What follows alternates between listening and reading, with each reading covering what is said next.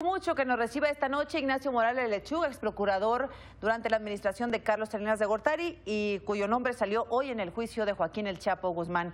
¿Cómo está, abogado? Gracias. Buenas noches. Buenas noches. Estoy total y absolutamente indignado por estas falsas acusaciones o infundios calumniosos, difamantes, que desde la Corte de Nueva York han surgido en contra de mi persona. Jorge Cifuentes dice que le pagaron a usted y a 70 policías federales para traficar droga, abogado. Es muy falsa la acusación o la imputación por esta razón, porque no se dice ni cómo, ni cuándo, ni en qué fecha, pero además no dice el tipo Cifuentes que me haya entregado directamente a mí cantidad alguna, sino que una persona de su confianza, Rodríguez Valladares, que por cierto fue asesinado después en Monterrey, según su propio dicho, yo no conozco nada al respecto, este señor Rodríguez Valladares fue el encargado supuestamente del soborno.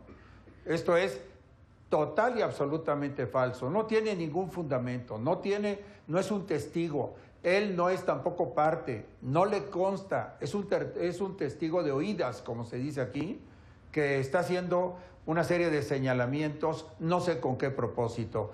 Lo que sí sé es que a partir de mañana empiezo a tomar cartas en el asunto para defender mi nombre, mi prestigio, mi desempeño como servidor público, en donde consta que jamás acepté cantidad de ninguna naturaleza de parte de ninguna persona. Déjeme preguntarle, por eso abogado, le digo que es un infundio. Ajá. Déjeme hacer un paréntesis aquí para dos cosas. Una, nunca aceptó ningún soborno. ¿Se lo ofrecieron? ¿Le llegaron a ofrecer dinero en su tarea como procurador?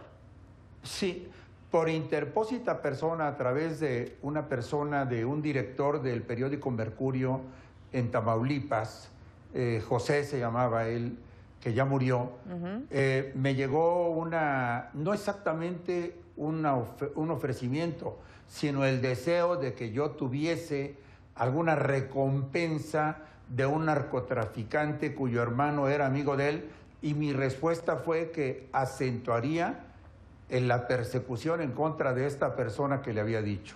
¿De quién estamos hablando, abogado? Y así lo hice. Mándeme. ¿De qué narcotraficante? ¿En relación con Joaquín El Chapo Guzmán? Juan García Ábrego, ¿no? Juan García Ábrego era lo que dijo esta persona. Sin que me conste a mí, yo lo único que hice fue informa que acentuaré la investigación y la persecución de esta persona contra la que teníamos orden de aprehensión. ¿Fue la única vez, abogado?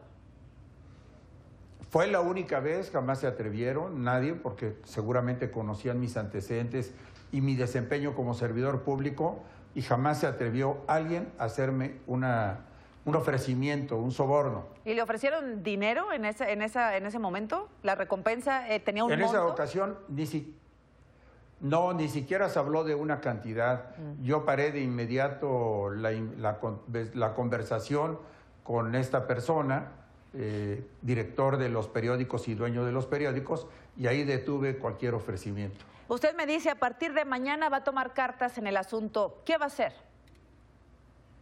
Así es, Azucena. Por lo pronto me dirigiré a la Procuraduría General de la República para que, en cumplimiento del Tratado de Asistencia Jurídica Mutua y de los derechos que la Constitución me consagra, solicite, conjuntamente con la Secretaría de Relaciones Exteriores, copia certificada o información fidedigna de las declaraciones que se vertieron en el juicio. Y ese será mi punto de partida para las demandas que pueda yo plantear en México o en Estados Unidos en contra de quienes hayan calumniado, difamado mi persona.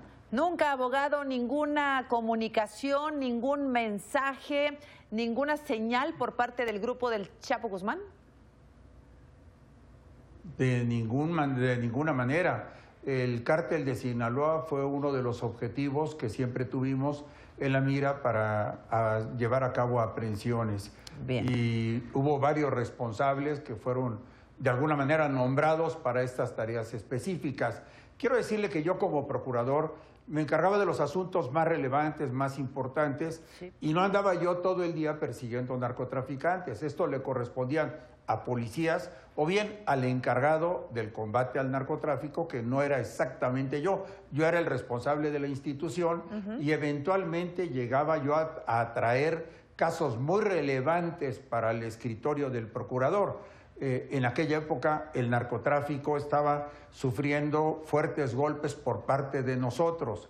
Usted puede ver las estadísticas del INEGI y durante mi desempeño se aseguraron 50 toneladas, más de 50 toneladas en el año 91, más de 38 en el año 92 sí. Y más de 30,000 en los 20 meses que duró mi gestión, más de 30,000 detenidos y además detenidos de distintos carteles en los que íbamos avanzando.